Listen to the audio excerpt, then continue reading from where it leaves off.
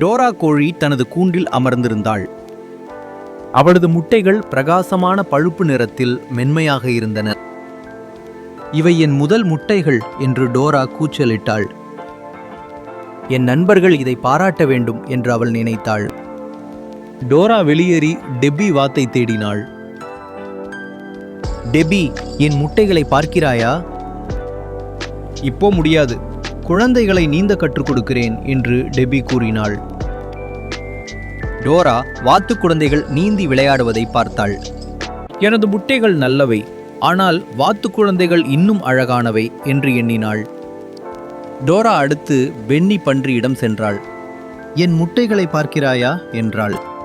இப்போ முடியாது, பென்னி பன்றி குழந்தைகளுடன் விளையாடிக் கொண்டிருந்தாள். எனது முட்டைகள் நல்லவை, ஆனால் பன்றி குழந்தைகள் இன்னும் அழகானவை என்று டோரா சோகமாக கூறினாள். டோரா டேசி நாயை சந்தித்தாள்.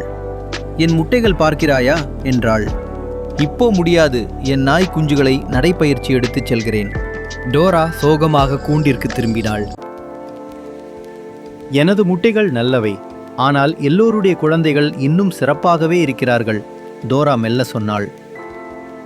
டோரா தனது கூண்டில் அமர்ந்தாள். கிராக்! முட்டை உடைந்து விட்டது.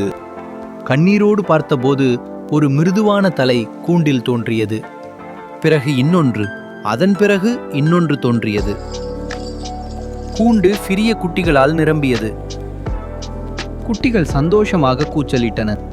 டோரா தனது குட்டிகளை வியப்புடன் பார்த்தாள். குட்டிகளுக்காக தான் டோரா இத்தனை நாட்களாக காத்திருந்தாள். டோரா மகிழ்ச்சியுடன் பண்ணைக்குள் நடந்து வந்தாள். என் குட்டிகள் இன்னும் சிறந்தவை, டோரா கூறினாள். நீதி: ஒவ்வொருவரும் தனித்துவமிக்கவர்கள். ஒப்பிடாதீர்கள்.